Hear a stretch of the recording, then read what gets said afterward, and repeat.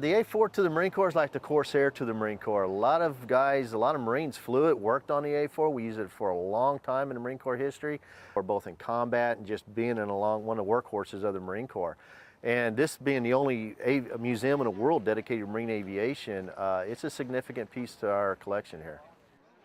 And this is an A4M. This is the last model built by Douglas. There's 2,960 built, and this is the last one. This is number 2,960. The real reason I loved the airplane was because it was so good at close air support. That's what we trained for. That's what we did. That was our 365-day-a-year commitment. Myself and my wingman got a Distinguished Flying Cross one night for providing close air support to to a recon team that was out in the Indian country. And we were told later by the head of that recon team that we saved his life. We saved their lives. So that was a very, very good feeling as well. Things like that, it was like home. It was like you didn't fly the airplane, you strapped it on.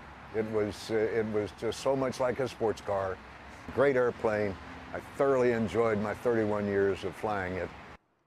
So they've been in service for over 50 years with different military air forces throughout the world. So they've got a lot of history.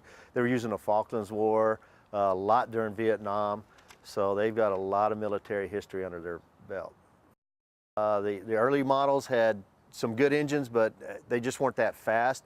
And as you put more avionics on them and more capabilities in it, you also start weighing the airframe down.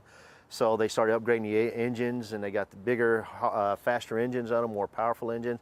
And this hump on the back of the airplane where it's blue right along here where it says Navy Marines, that's all avionics. Okay.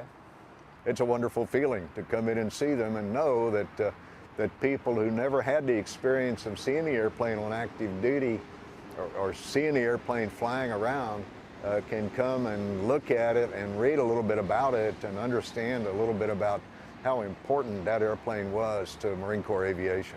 It's just, it's a huge story to tell, and we're proud to tell that story. It's really a cool story.